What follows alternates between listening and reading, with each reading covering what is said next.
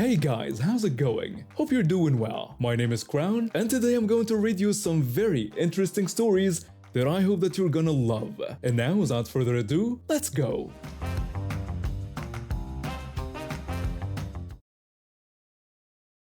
I was working at a call center making barely above minimum wage, and my wife had just started as a receptionist at a dental office. We were scraping by on ramen noodles and hope. That's when we found this tiny single-room flat on the top floor of an old townhouse downtown. It was basically a studio with a separate bathroom and a closet-sized kitchen, but it was ours and we could afford it. The building was old but charming, with creaky wooden stairs and thin walls. We thought we'd hit the jackpot. We should have known something was wrong when the landlord mentioned the previous tenant had only lasted 3 months. Enter Karen, our downstairs neighbor. She was a woman in her 50s, always dressed like she was heading to church, with this fake sweet smile that never reached her eyes. She introduced herself the day we moved in, bringing us homemade cookies and talking about how nice it would be to have quiet young people upstairs. That lasted exactly 1 week. I was getting ready for work on a Tuesday morning when there was this aggressive knocking on our door. I opened it to find Karen standing there with her arms crossed. She told me our toilet was leaking through her ceiling and demanded that I come see it right now. I asked if she was sure because we hadn't noticed any problems. She insisted she wasn't stupid and walked us downstairs to her apartment. Her place was identical to ours but decorated like a grandmother's living room explosion. She pointed to a small brown stain on her bathroom ceiling and called it water damage. She said it was a serious problem and she could sue for property damage. My wife and I looked at each other. The stain looked old and definitely not like water damage, but we were young and scared of getting in trouble with the landlord. I apologized and told her we'd call a plumber right away, even though the owners were out of town. We ended up paying $300 for an emergency plumber who had to break up part of our bathroom floor to check the pipes. Guess what? No leak anywhere. The plumber looked confused and told us the stain in her ceiling was probably from an old roof leak or something completely unrelated to our apartment, but the damage was done. Karen had established her dominance. After that, it was complaint after complaint. We'd be walking up the stairs after work and she'd pop out of her door like some kind of neighborhood watch goblin. She'd tell us we were stomping around like elephants and she couldn't sleep. This was ridiculous because we had carpet throughout the entire apartment and walked around in socks most of the time. My wife is 5'2" and weighs maybe 100 pounds, soaking wet. I'd apologize and promise we'd try to be quieter. Another time we spent maybe 15 minutes putting together a small cabinet from that Swedish furniture store on a Saturday afternoon. We used the little Allen wrench that came with it, barely making any noise. Monday morning, here comes Karen. She complained that she couldn't enjoy her weekend because we were hammering and drilling all day Saturday. She said this was supposed to be a quiet building. I explained we just assembled one small piece of furniture that took maybe 15 minutes. She insisted it sounded like construction work and told us we needed to be more considerate. She also loved gossiping about other residents, always cornering us on the stairs to share her theories. She'd tell us the man in apartment 2 was definitely selling drugs because she saw too many visitors coming and going. When I suggested maybe he just had friends, she'd insist she knew what she was seeing and tell us we should keep our eyes open. The weirdest thing was her obsession with our cat. We had this sweet indoor female cat who was spayed and never left our apartment.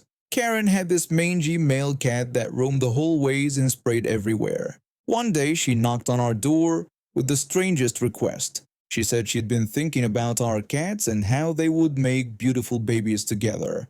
I told her our cat was spayed and was an indoor cat. She said that was such a shame because her boy was very handsome and well behaved, and they could be like bride and groom. It was creepy and weird, and we started making sure our cat was nowhere near the door when Karen was around. This went on for almost 2 years. Every week brought some new complaint or weird interaction. We stayed polite because we couldn't afford to move and didn't want trouble with the landlord. But I was getting fed up. The breaking point came on a random Tuesday evening. I was coming home from work, exhausted from dealing with angry customers all day, when Karen appeared at the top of the stairs. She'd obviously been waiting for me. She said she wanted to talk to me about the noise from our apartment yesterday. I hadn't even put my keys in the door yet. I was tired and frustrated, but I kept my voice calm. I told her we weren't home yesterday evening. She said someone was up there, and maybe my wife was having company while I was away. That crossed the line. She was basically accusing my wife of cheating. I told her my wife was at work until 8 p.m., same as always. She said if I said so, then asked where I was born because I had an interesting accent. I realized she wasn't actually listening to my answer. She was just going through some mental checklist of things to hassle me about. And that's when the plan formed in my head. I told her that was such a great question, and I was so glad she asked because it was actually a really interesting story. I saw her take a small step backward down the stairs, so I took a step down too. I started telling her I was born in Springfield General Hospital on a Tuesday morning in March. I said my mom always told me I was a miracle baby because she'd been trying to have kids for years. I explained how the doctors weren't sure I'd make it through the first night, but here I was. I went into detail about my first steps, my first words, how I learned to ride a bike when I was 6. She tried to interrupt, but I launched into another story about my childhood dog and how devastated I was when it died. Then I told her about my first day of school, my favorite teacher in 3rd grade, and how I felt when I heard about major historical events on the news as a kid. I kept talking and talking, moving down one step every time she did. She looked increasingly uncomfortable and kept looking at her apartment door like she wanted to escape.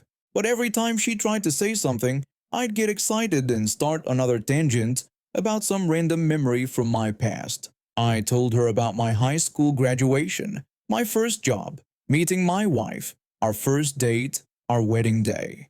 When I started running out of real stories, I began making stuff up on the spot. I invented childhood pets, fake relatives, imaginary vacations, and detailed descriptions of dreams I claimed to remember when I was 5 years old.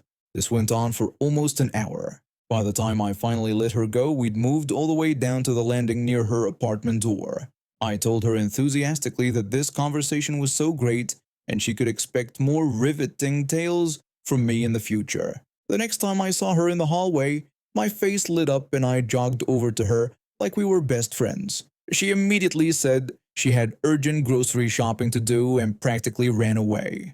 The time after that, I waved happily and started walking toward her, but she fled back into her apartment so fast she almost tripped. My plan was a glorious success. I'd scared her away with kindness and boredom. She never really bothered us after that because she was too afraid of getting trapped in another story session with me. We lived there for a couple more years in blessed peace. And yes, we managed to save our poor cat from her arranged marriage too. My parents came to this country when I was just a baby. They worked their butts off to make sure we had food on the table and a roof over our heads, but they never really got the hang of English. My older brother was already 10 when we moved, so after a couple years of struggling here, my parents made the tough choice to send him back to live with our grandparents. They thought he'd be happier there, and honestly, they probably couldn't handle both of us kids while trying to figure out life in a new country. So it was just me and my parents for most of my childhood. Because I was the only one who grew up speaking English fluently, I became their go-to person for everything. I mean everything. Doctor appointments, bank meetings, filling out tax forms, dealing with landlords, calling customer service, reading legal documents. You name it, I was doing it. I started when I was about 11 years old, missing school sometimes to sit in boring government offices or medical clinics, translating back and forth between my parents and whatever official we were dealing with. Don't get me wrong, I understood why they needed me. English is hard, especially all the formal stuff you need for adult responsibilities. But it was exhausting being the bridge between my parents and the entire English-speaking world. I missed out on after-school activities, sleepovers with friends, and sometimes even regular classes because there was always some appointment or form that needed my attention. 3 months ago, everything changed. My brother decided to move back home after 12 years with our grandparents. He'd learned decent English while he was away, not perfect, but definitely good enough to help out. I was actually excited when he first got back. Finally, I thought, someone else who could share this burden with me, except that's not what happened at all. From the moment my brother walked back into our house, it was like he was some kind of returning hero. My parents couldn't stop talking about how proud they were of him, how much he'd grown, how successful he was going to be. Meanwhile, I was still the invisible daughter, who only got acknowledged when they needed something translated. My brother just ignored everything. He'd sit on the couch playing games on his phone, while I dealt with insurance calls. He'd go out with friends while I spent my Saturday morning at the Social Security office with our mom. When I'd suggest that maybe he could help out sometimes, he'd just shrug and say he was still adjusting to being back. Last week was the final straw. My mom had an important appointment at the immigration office to renew some paperwork. It was scheduled for a Tuesday afternoon right during my shift at the retail store where I work. I'd already called out sick twice that month for other family obligations, and my manager had made it pretty clear that I was on thin ice.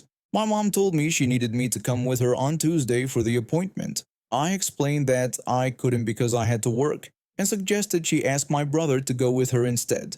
She dismissed the idea, saying he didn't know how to do these things, and it was easier when I came along. I pointed out that he speaks English now and could figure it out.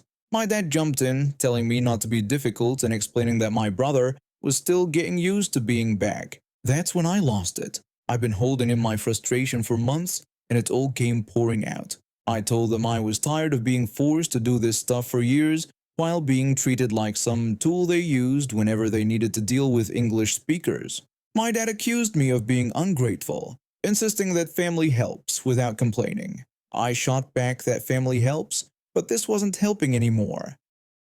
This was me doing everything while my brother did nothing, just because I happened to be born here and he wasn't.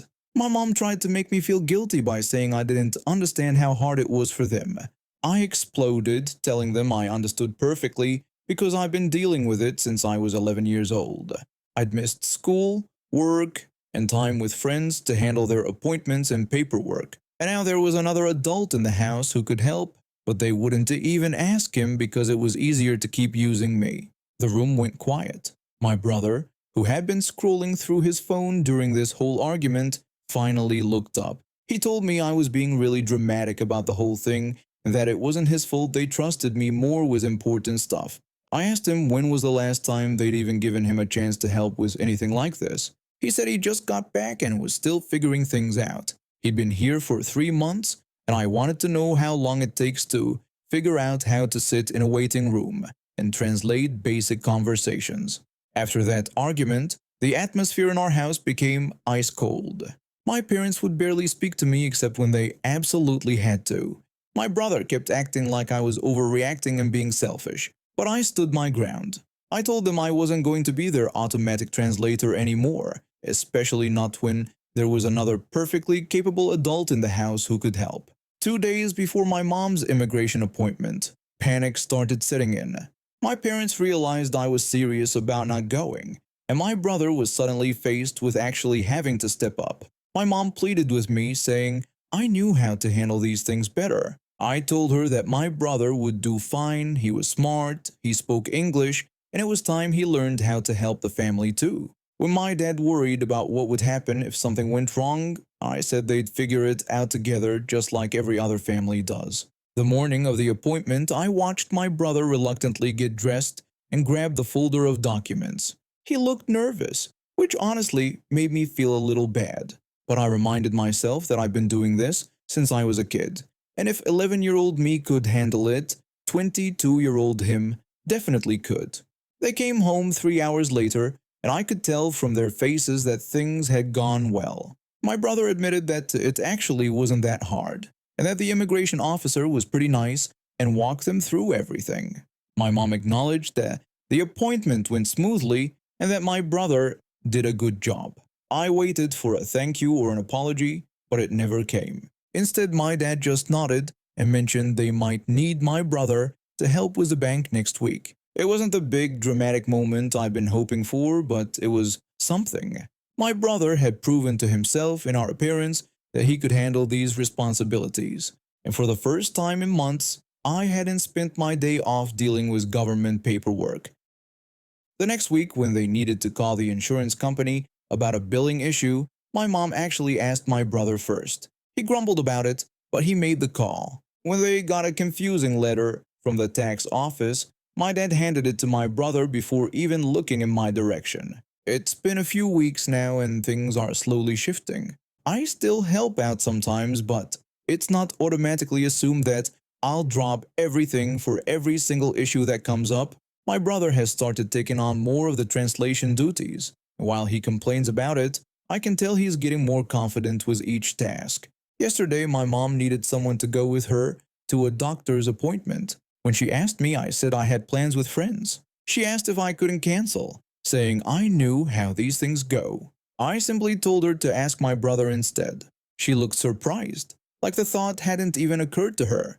But 20 minutes later, I heard her asking my brother if he could come with her. He sighed and agreed, and I felt this huge weight lift off my shoulders. For the first time in years, I wasn't the default solution to every English language problem in my house. My brother was finally pulling his weight, and my parents were starting to see that they had two capable adult children, not just one overworked translator and one precious golden child who was too delicate to handle real responsibilities. I still love my family, and I still help when I can, but now it's a choice, not an obligation. I've been back from my third deployment in Afghanistan for about 6 months now. The transition back to civilian life has been rough. Some days are better than others. I work construction now, early shifts, which means I'm on the subway at 5:30 a.m. most mornings when it's still pretty quiet. I served 8 years as a Marine before I got out. Saw some heavy stuff overseas, lost some good friends. The therapist at the VA says I have PTSD and that crowded places can be triggers for me. That's why I like the early morning commute, fewer people, less chaos, more predictable. This day started like any other. I was standing on the platform waiting for the 5:45 train, wearing my work boots and high-vis vest. I always position myself away from the edge because trains make me nervous now. Too much noise, too much movement. I was just minding my own business, checking my phone for the weather. The train was approaching when this woman came rushing down the stairs. She was maybe in her 40s, dressed in expensive-looking clothes, talking loudly on her phone. She pushed past several people without saying, "Excuse me." She was yelling into her phone about not caring what some client said and demanding that reports be on her desk by 9. She was clearly having some kind of work crisis, but that didn't excuse what happened next. When she got closer to where I was standing, she seemed to notice that I was in what she considered the prime boarding spot, right where the doors would open. She told me rudely that she needed to stand where I was standing. I politely explained that there was plenty of room and the train was almost there anyway. She snapped back that she had an important meeting and needed to get on first. I told her that we could all get on and that there wasn't assigned seating on the subway. That's when she really lost it. She started yelling about how she pays more in taxes than I probably make in a year, how she deserves priority because she's a productive member of society. I just stood there taking it because I've heard worse from drill sergeants. But then the train started pulling into the station, and she did something that changed everything. She put both hands on my back and shoved me hard toward the tracks. Here's the thing about Marine combat training, it never really leaves you. When someone tries to push you into danger, your body reacts before your brain even processes what's happening. When I felt myself moving toward the edge, muscle memory kicked in. I spun around, grabbed her wrist, and used her own momentum against her. In less than 2 seconds, she was face down on the platform, with her arm twisted behind her back in a control hold. Not enough to hurt her, but definitely enough to keep her from moving.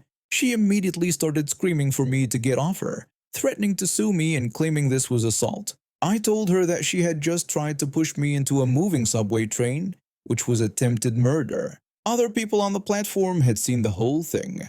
An older man in a business suit immediately pulled out his phone and told me he had gotten it all on video. He confirmed that she had definitely tried to push me. Karen kept insisting that I was lying and that she had barely touched me. She accused me of police brutality, so I had to remind her that I wasn't a police officer, just someone who didn't appreciate being pushed into traffic. The train had stopped by now, and the conductor was leaning out his window trying to figure out what was going on. A couple of other passengers were calling 911. I kept Karen pinned until I heard the sirens. When the cops arrived, they immediately tried to treat me like the aggressor. I guess seeing a guy in work clothes holding down a woman in a business suit, they made assumptions. One officer told me to let her go and step back. I explained that this woman had tried to push me into the subway tracks and that there were multiple witnesses and at least one video. The businessman stepped forward with his phone and a few other people started talking at once, all confirming my story. The officer's attitude shifted pretty quickly after that. Karen kept screaming about lawsuits and how I had attacked an innocent woman. She claimed she was just trying to get around me and I had overreacted. But the video didn't lie. The police officer looked at the video and told Karen that he could clearly see her putting both hands on my back and pushing me toward the tracks. He explained that this was assault with intent to cause serious bodily harm. Karen protested that this was ridiculous, that she was just in a hurry and that I could have moved. The officer replied that she could have asked me to move instead of pushing people into subway trains. They arrested her right there on the platform. When they were putting her in handcuffs, she was still yelling about how this would ruin her career and how she was going to sue everyone, me, the subway system, probably the city itself. She demanded to know if they knew who she was, announcing that she was a senior vice president at Morrison and Associates and threatening to have all our jobs. The businessman with the video told her that she had just tried to commit murder because she was impatient, and maybe she should worry less about her job and more about prison time. The cops asked if I wanted to press charges. I said absolutely. They told me she could face serious felony charges since pushing someone into subway tracks is considered attempted murder in our state. When they were leading her away, she was still trying to blame me, insisting that if I hadn't been standing there, none of this would have happened, and that it was all my fault. One of the officers suggested she use her right to remain silent. I had to give a statement and miss work that day, but it was worth it.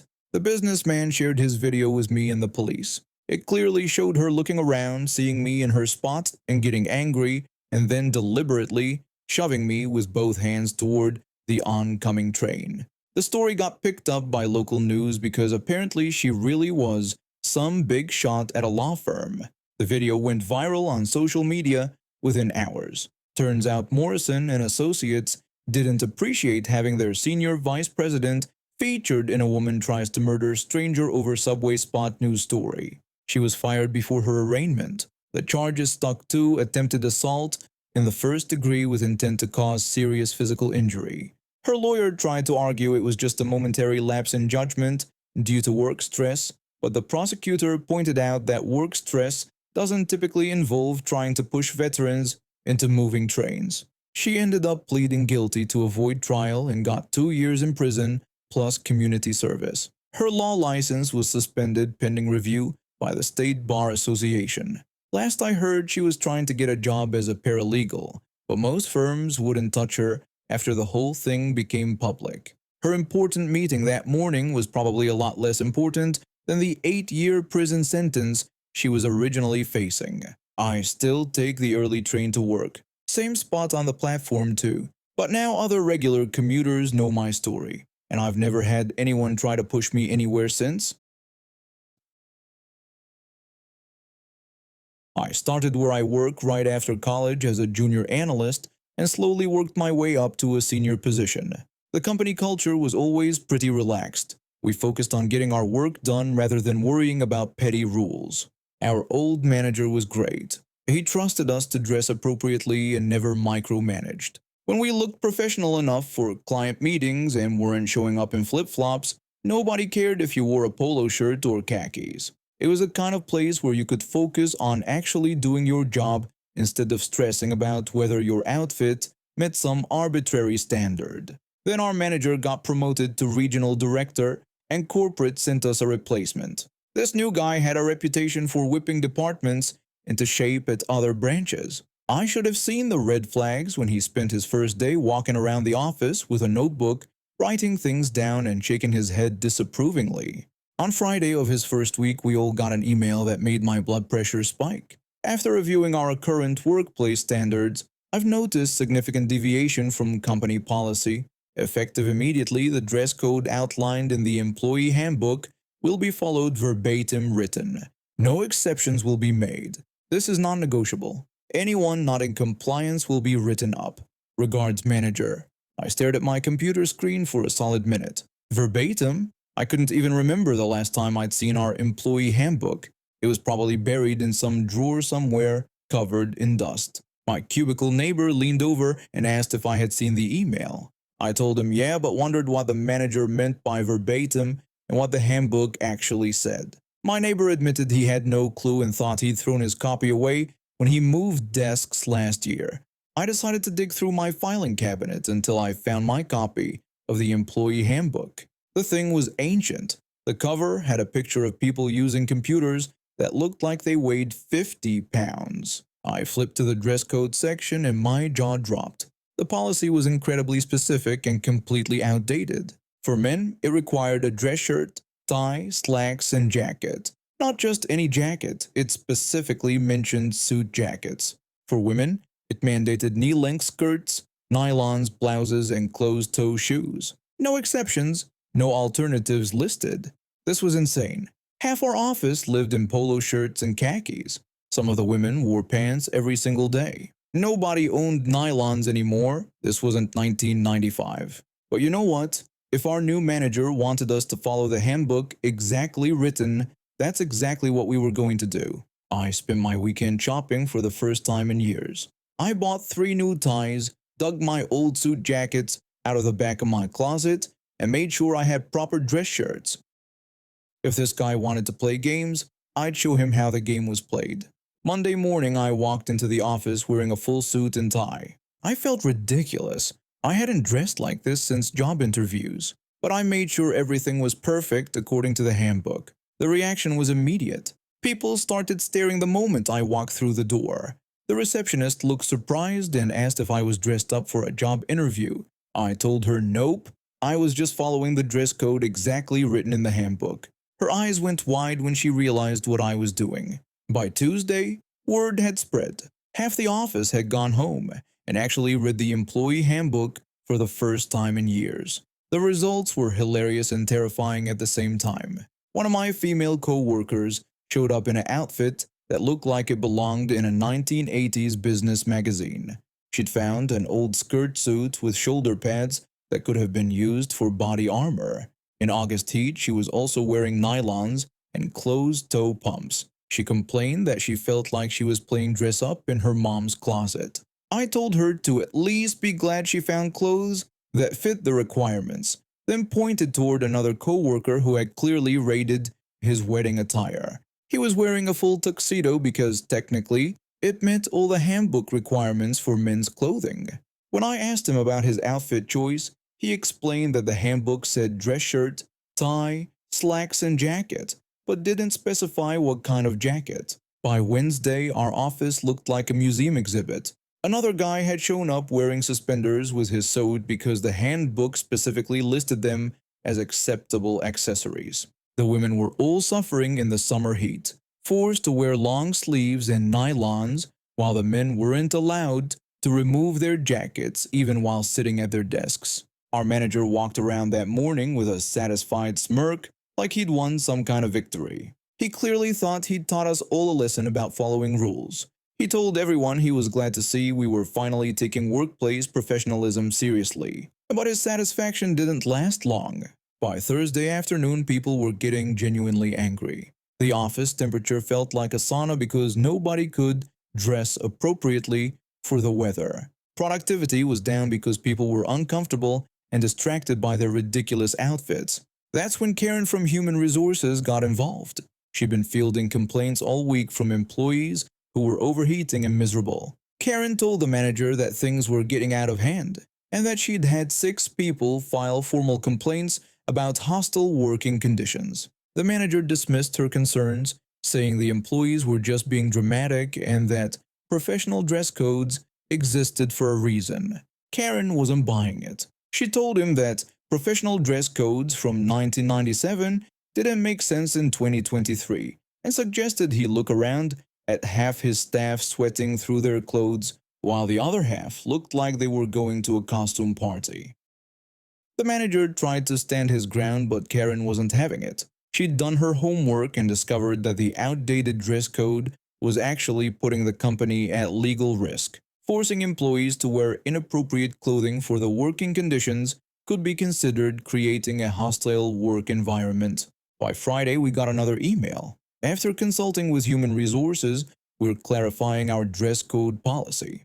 Please use common sense when dressing professionally. Business casual, practiced previously, is appropriate and encouraged. Thank you, manager. The relief in the office was immediate. People started shedding their jackets and loosening their ties before they'd even finished reading the email. I told my coworker that it had been fun while it lasted. She replied that she never wanted to wear nylons again in her life.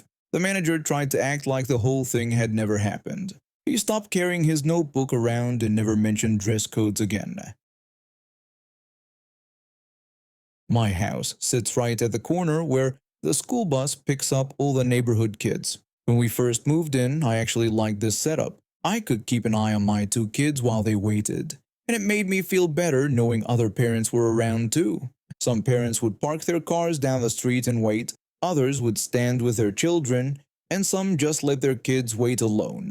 It was a normal, everyday scene that you'd see in any neighborhood. My oldest is 8 and my youngest is 6. They're good kids, but like any children, they can get a little rowdy when they're waiting for the bus with their friends. Having adult supervision around always seemed to keep things calmer and safer for everyone. That's why I was completely shocked when I found a letter from the HOA in my mailbox last month. The letter was typed on official letterhead and signed by the HOA president. It told us that no parents were allowed to wait at the bus stop anymore, whether they were standing there or parked in their cars. They claimed people had been complaining about adults hanging around at the bus stop, saying it made them uncomfortable to have people outside their homes and that some residents were having their mailboxes blocked. The letter ended by saying that our neighborhood was safe and we should feel comfortable leaving our kids at the bus stop without any adults around. I read that letter 3 times, getting angrier each time. The bus stop is literally outside my house. If anyone should be complaining about people gathering there, it should be me. But I never had. The parents who waited there were all polite and respectful, and having adults around made the whole situation better, not worse. But what really got under my skin was that claim about our neighborhood being safe. I decided to do a little research, and what I found was absolutely ridiculous. I posted everything I discovered on our neighborhood's social media page. I started by pointing out that the bus stop is outside my house, and I've never complained about it. In fact, I explained that having less adult supervision would likely lead to more problems with the children, not fewer. Then I got into the real meat of the issue. I posted about exactly how safe our neighborhood actually is. Just across the street from the bus stop, there had been a 6-hour armed standoff with police just 8 months ago. The guy who barricaded himself in his house with weapons only got house arrest, so he's still living right there. Then I looked up the sex offender registry. We have 3 registered sex offenders living within a few blocks of the bus stop. I did some digging on the HOA president himself. Turns out he was fired from his job back in the 1990s for allegations of 27 different sexual crimes against minors, 3 of which were his own family members. He never served time, but the fact that he's the one telling parents they should feel safe leaving their kids unattended was just too ironic to ignore. I made sure to clarify in my post that these were old allegations from the 90s, but I pointed out how ridiculous it was for him to be lecturing us about safety. I ended my post with an invitation. If the HOA wanted to push this issue, all parents were welcome to gather at my house during bus pickup and drop-off times. Technically, this wouldn't change anyone's behavior at all, but as guests on my property, they'd have every right to be there. The response was immediate. Other parents started commenting with their own frustrations about the HOA's ridiculous rules. Some shared stories about other weird demands they'd received. Everyone seemed fed up. 2 days later, I got an email from the HOA president. He demanded that I remove my post from the neighborhood page immediately. He claimed the information I had shared was inappropriate and damaging to the community. I stared at that email for a few minutes. This guy had the nerve to try to ban parents from protecting their kids, and now he wanted to silence me for calling out the truth about our neighborhood's safety issues. I decided to get petty. Instead of responding to his email, I took a screenshot of it and posted it as a comment on my original post. I wrote that it seemed the HOA didn't want people to know the truth about our neighborhood safety. I said they'd rather silence parents than address real concerns. The post exploded. Parents were sharing it, commenting about their own issues with the HOA and demanding answers. Someone even started a petition to remove the current HOA board. A week passed and something beautiful happened. Absolutely nothing changed at the bus stop. Every single parent continued their normal routine. Some still parked and waited in their cars. Others still stood with their kids.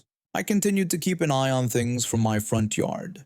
The HOA sent out another letter threatening some kind of enforcement action, but nobody seemed to care. What were they going to do? Fine people for standing on a public street? Call the police on parents waiting for the school bus? 3 weeks after my post, I was outside with my kids when the HOA president himself drove by the bus stop during pickup time. There were at least 8 parents there, some with coffee cups, chatting while their kids played nearby. He slowed down, stared at all of us, and then drove away without saying a word. Karen from 2 streets over, who I'd heard was on the HOA board, stopped by my house the next day. She told me I needed to take down that post because it was causing problems for the board. I asked her what kind of problems she was talking about. She said people were asking too many questions and wanted to know why they made that rule in the first place. I suggested that maybe it was because it was a stupid rule. She got flustered and claimed they just didn't want liability issues if something happened to a kid at the bus stop. I pointed out that their solution was to remove all the adults who could actually help if something did happen. She didn't have an answer for that. Then she tried to make a deal with me. She said they'd forget about the bus stop rule if I removed the post. I told her the post was staying up because parents had a right to know what they were dealing with in this neighborhood. She huffed and walked away. It's been 2 months now, and the bus stop situation is back to normal. Parents wait with their kids, everyone's happy, and the children are safe. The HOA hasn't sent any more letters about it. At the last HOA meeting, 3 new board members were elected, including one of the parents who regularly waits at the bus stop. The old president decided not to run for re-election. And now we have reached the end of today's stories. Thank you for watching, and see you next time.